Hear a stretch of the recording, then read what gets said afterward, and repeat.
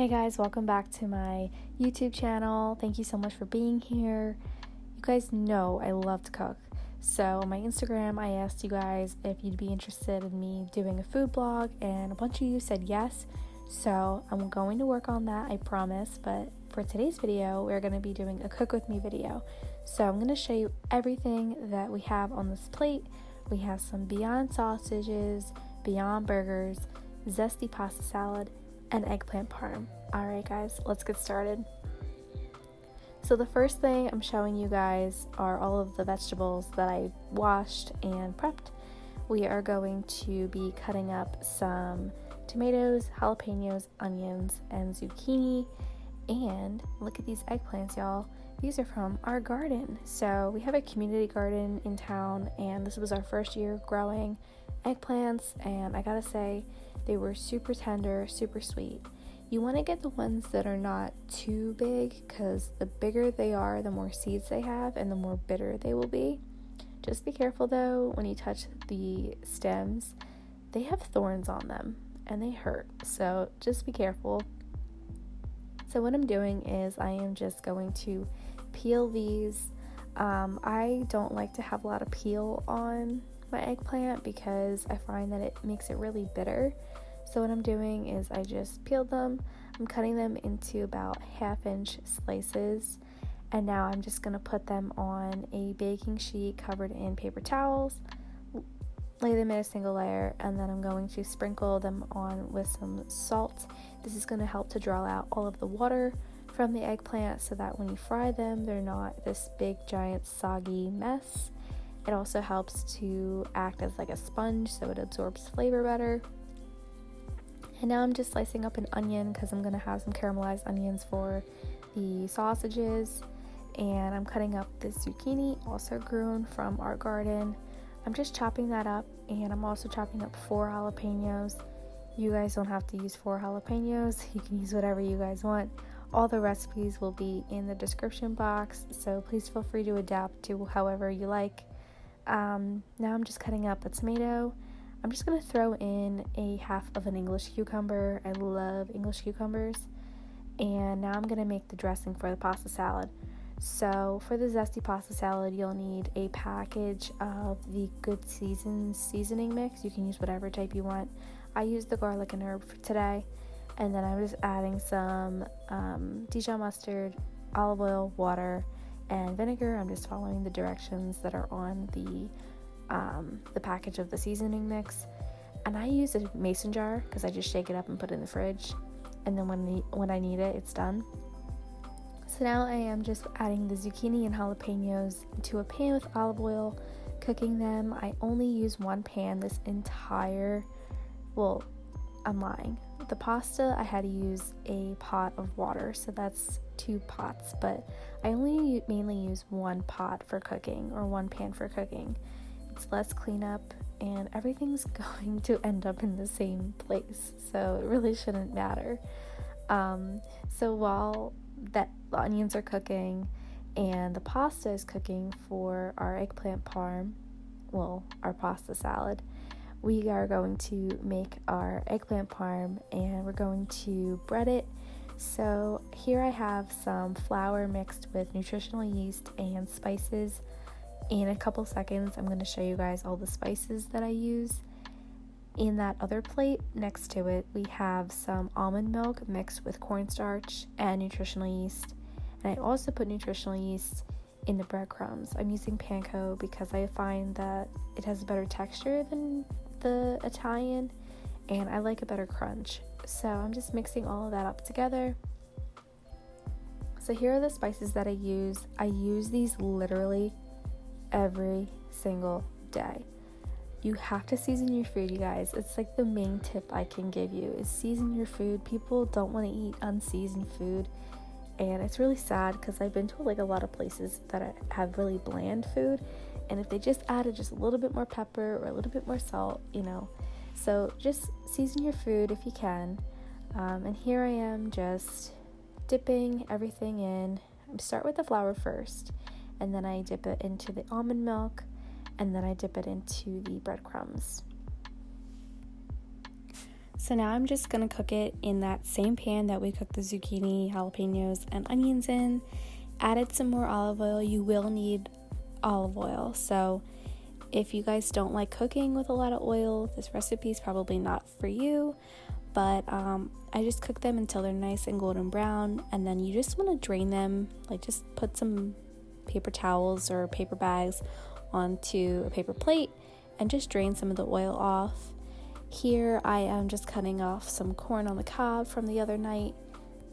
This was leftovers, and it's really easy to cut off the cob when it's really cold. So that's another tip that I can give you. So I'm gonna add that to the pasta salad.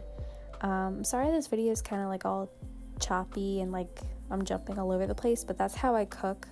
I love to just multitask.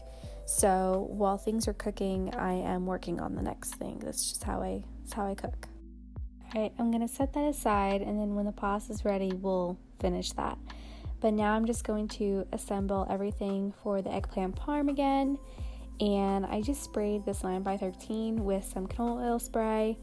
And then I'm just going to put some tomato sauce in the bottom. You can use whatever kind you want. Mama and Papa always told me to buy the cheapest one at the grocery store. So this is 88 cents. It'll do. It's a good brand. And it's vegan. And so now I am just layering the eggplant slices on. I always add a little bit more sauce on because if it's too dry, it's just going to be like the worst thing ever. So you just want to make sure that you're adding a little bit more sauce. And then I'm just adding in some vegan mozzarella from Aldi, of course. This is actually $3.29 if you are curious. It's really, really good. It melts amazing. And I'm just putting on some more seasoning because you gotta season your food, right? So I'm just gonna cover this with foil, bake at 350 degrees for 30 minutes. And when you are done that, you have this beautiful, glorious, ooey gooey cheesiness. It's honestly the best, you guys. You have to try this recipe out. Alright, so back to the pasta salad. Pasta's cooked, rinsed with cold water. Always make sure that you rinse your pasta with cold water whenever you're making pasta salad. This will ensure that you don't end up with mush. So I'm just adding some of that dressing on, and also some of this like pickled pepper sandwich topping that you can get in the pickle aisle at the grocery store. And I'm just mixing that all together. I think I gave you guys a thumbs up because I tasted it and it was good. So I'm just going to cover that with foil, and that's done as well. So 2 things are done, and now we are going to cook the Beyond Meat. You guys, I had to put this in slow-mo. Wow. I am really hungry right now. It's like 2:53 in the morning and I'm editing this. But just look at all that grease. That grease is from plants, okay? There's no cholesterol. This is 100% plant-based meat. So good. Alright, now I'm going to finish off the video with making these chocolate chip cookie sandwiches. Now, this is a surprise because you guys didn't hear about this in the intro, but yes, we are making chocolate chip cookie ice cream sandwiches, and it's all vegan. So in a bowl, I am just mixing with a hand mixer some Earth Balance, and now I'm going to throw in some brown sugar. I really like this recipe. These are probably the best chocolate chip cookies I've ever tasted, and they don't have a lot of sugar, which really, really meant a lot to me because I don't like when recipes have brown sugar and white sugar. This just had plain brown sugar in it, so really easy. I'm just going to cream that together for about, I don't know, maybe like a minute or so until it becomes nice and fluffy.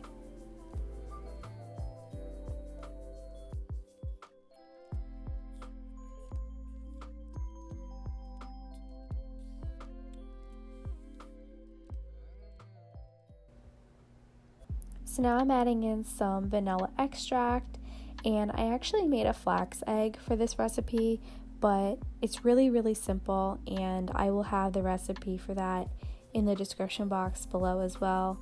Don't be scared, you guys. You can't even tell that it's in there. and it just adds more protein.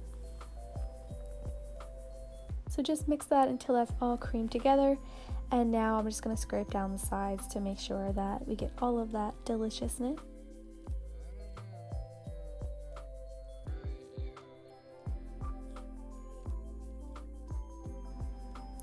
And now I'm just adding in 1.5 cups of flour. This recipe said that if you needed to add more, you can certainly add more, but I found this to be perfect. I love a very chewy cookie. I don't like cookies that are dry. I don't like cakey cookies. I like a very chewy, molassesy, that's even a word.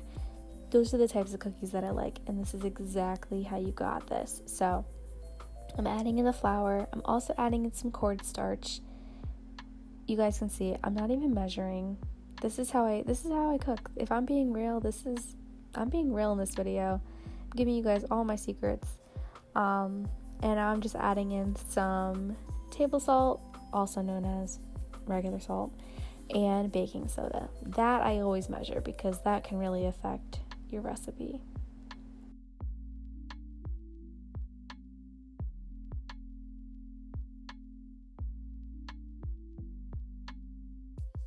So now I'm just mixing that until it becomes a single piece of dough. And what you want to do is you want to fold in your chocolate chips. So I am using, I think it's Good Life brand.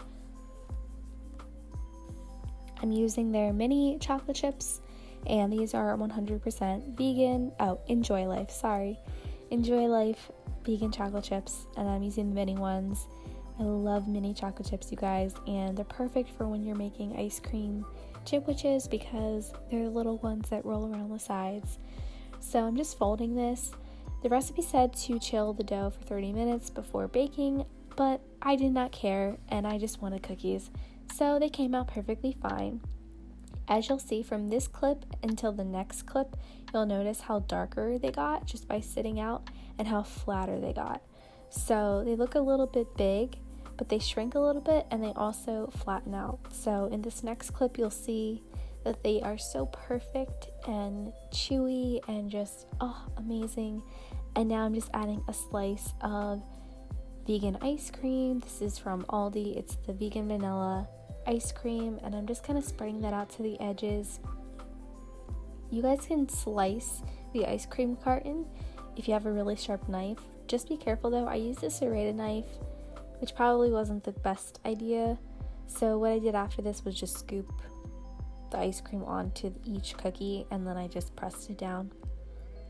You guys, these were so good. Definitely something that I'm considering selling one day. You guys know it's like a dream of mine to open up a cafe and a vegetable farm, so definitely will consider making these and selling these.